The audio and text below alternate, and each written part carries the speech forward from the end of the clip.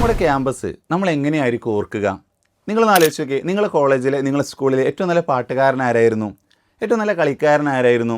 ഏറ്റവും നല്ല പഠിപ്പി ആരായിരുന്നു? ഇങ്ങനെയൊക്കെ നമുക്ക് നിങ്ങളുടെ മനസ്സിലേക്ക് ഓരോരുത്തർ ഓർമ്മ വരുന്നുണ്ടാവില്ലേ? എന്നാൽ എന്നെക്കുറിച്ച് എൻ്റെ ക്യാമ്പസ് എന്തായിരിക്കും ഓർക്കുന്നുണ്ടാവുക?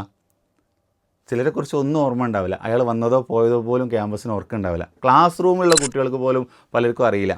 ചിലർ നല്ല പഠിക്കുന്ന കുട്ടികളായിട്ട്, കലാപരമായ കഴിവുള്ളവരായിട്ട്, സ്പോർട്സിൽ കഴിവുള്ളവരായിട്ട്, രാഷ്ട്രീയ രംഗത്ത് കഴിവുള്ള പലരും ഓർക്കാറുണ്ട്.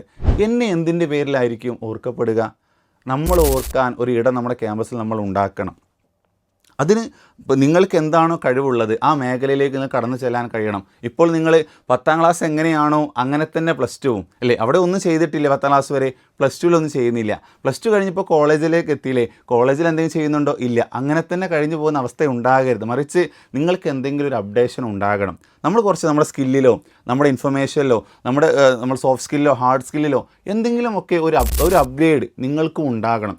ആ തരത്തിലേക്ക് ക്യാമ്പസ് ലൈഫിനെ മാറ്റാൻ, ഉപയോഗപ്പെടുത്താൻ എല്ലാ സംവിധാനങ്ങളും ഓരോ ക്യാമ്പസിലുണ്ട്. അത് ഞാനായിട്ട് മനസ്സിലാക്കിയാൽ മതി. എൻ്റെ ക്ലാസ് മുറിയിലുണ്ട്.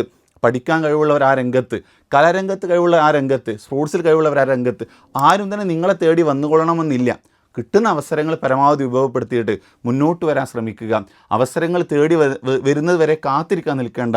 തേടി ചെല്ലുക, ഉപയോഗപ്പെടുത്തുക, നിങ്ങളുടേതായ അടയാളപ്പെടുത്തലുകൾ ബാക്കിയാക്കുക. Thank you.